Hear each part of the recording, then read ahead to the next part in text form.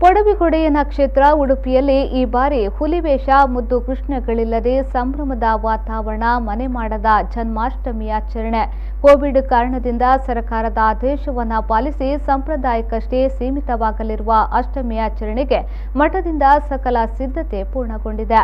ಪರ್ಯಾಯ ಶ್ರೀಪಾದರು ಕೃಷ್ಣನಿಗೆ ಲಕ್ಷ ತುಳಸಿ ಅರ್ಚನೆ ಮಾಡಿ ವಿಶೇಷ ಪೂಜೆಯನ್ನ ನೆರವೇರಿಸಿದ್ದಾರೆ.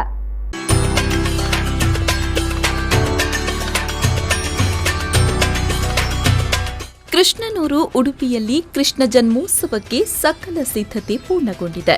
ಈ ಬಾರಿಯ ಉತ್ಸವ ಕಳೆದ ವರ್ಷಕ್ಕಿಂತ ತೀರಾ ಭಿನ್ನವಾಗಿರಲಿದೆ. ಭಕ್ತರ ಕೂಡುವಿಕೆಯಿಂದ ಪ್ರತಿ ವರ್ಷ ಅಷ್ಟಮಿ ವಿಜೃಂಭಣೆಯಿಂದ ನಡೆಯುತ್ತೆ.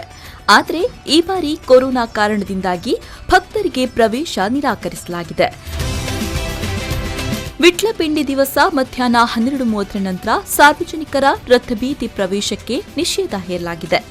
ಬರೆ ಮಠದ ಸಿಬ್ಬಂದಿಗಳು ಜನ್ಮಾಷ್ಟಮಿಯ ಸಂಪ್ರದಾಯವನ್ನ ಪೂರೈಸಲಿದ್ದು ಕೋವಿಡ್ನ ಎಲ್ಲಾ ನಿಯಮಗಳನ್ನು ಮಠದವರು ಪಾಲಿಸಲಿದ್ದಾರೆ ಅಂತ ಜಿಲ್ಲಾಧಿಕಾರಿ ಜಿ ಜಗದೀಶ್ ತಿಳಿಸಿದ್ದಾರೆ.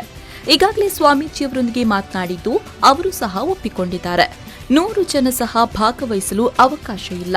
2 ದಿನಗಳ ಕೃಷ್ಣ ಮಠದ ಎಲ್ಲಾ ರಸ್ತೆಗಳನ್ನು ಬಂದ್ ಮಾಡಲಾಗುವುದು. ಯಾವುದೇ ವೇಷಗಳಿಗೆ ರಥಬೀದಿ ಪ್ರವೇಶ ಇಲ್ಲ. ಮಠದ ಸಿಬ್ಬಂದಿಗಳು ಮೊಸರು ಕುಡಿಯನ್ನ ಸಾಂಪ್ರದಾಯಿಕವಾಗಿ ನಿರ್ವಹಿಸುತ್ತಾರೆ ಅಂತ ಡಿಸಿ ತಿಳಿಸಿದ್ದಾರೆ. ಹಾಗಾಗಿ ಈಗಾಗಲೇ ನಾನು ಪರ್ಯಾಯ ಸ್ವಾಮೀಜಿಯವರ ಹತ್ರ ಡಿಸ್ಕಸ್ ಮಾಡಿದ್ದೇನೆ.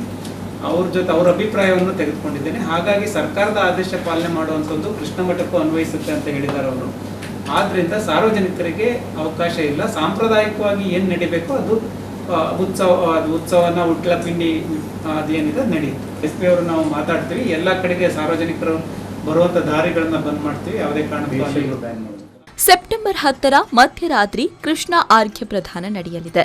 ಕೃಷ್ಣಾಷ್ಟಮಿ ಹಿನ್ನೆಲೆಯಲ್ಲಿ ಕೃಷ್ಣನಿಗೆ ಲಕ್ಷ ತುಳಸಿ ಅರ್ಚನೆಯನ್ನ ಪರ್ಯಾಯ ಅದಮಾರು ಶ್ರೀ ಈಶಪ್ರಿಯ ತೀರ್ಥ ಶ್ರೀಪಾದರು ನೆರವೇರಿಸಿದ್ದಾರೆ. ಮಾತ್ರವಲ್ಲದೆ ವಿಶೇಷ ಮಹಾಪೂಜೆಯನ್ನ ನಡೆಸಿದ್ದಾರೆ.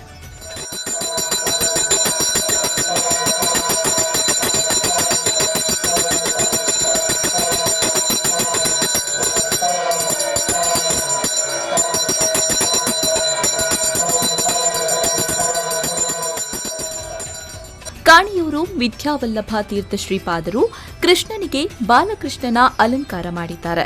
ಕೃಷ್ಣನನ್ನ ಚಿನ್ನದ ತೊಟ್ಟಿಲಲ್ಲಿ ಇಟ್ಟು ಬಾಲಾಲಂಕಾರ ಮಾಡಿದ್ದು ಗಮನ ಸೆಳೆದಿದೆ.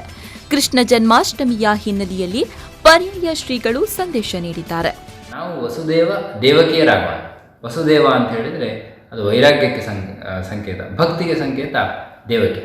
ಈ ರೀತಿ ನಾವು ವಸುದೇವ ದೇವಕಿಯರಾದಾಗ ನಮ್ಮಲ್ಲಿ ಕೃಷ್ಣ ಹುಟ್ಟಿ ಬರ್ತಾನೆ. ಆ ರೀತಿಯ ಕೃಷ್ಣ ನಮ್ಮೆಲ್ಲರ ಮನಸ್ಸಿನಲ್ಲಿ ಹುಟ್ಟಿ ಬರಲಿ ಅಂತ ಈ ಸಂದರ್ಭದಲ್ಲಿ ಅಷ್ಟಮಿಯ ಸಂದರ್ಭದಲ್ಲಿ ಪ್ರಾರ್ಥನೆ ಮಾಡ್ತಾ ಕೃಷ್ಣ. ಒಟ್ಟಿನಲ್ಲಿ ಭಕ್ತರಿಲ್ಲದೆ ಈ ಬಾರಿ ಕೃಷ್ಣ ಜನ್ಮಾಷ್ಟಮಿ ನಡೆಯಲಿದ್ದು ಸಂಪ್ರದಾಯಕ್ಕಷ್ಟೇ ಸೀಮಿತವಾಗಿದೆ. ಇದರ ಹೊರತಾಗಿಯೂ ಭಕ್ತರಿಗೆ ಜನ್ಮಾಷ್ಟಮಿಯ ಪ್ರಸಾದ ವಿತರಣೆಗಾಗಿ ಲಕ್ಷ ಉಂಡೆ ಚಕ್ಕುಲಿ ತಯಾರಾಗಿದೆ.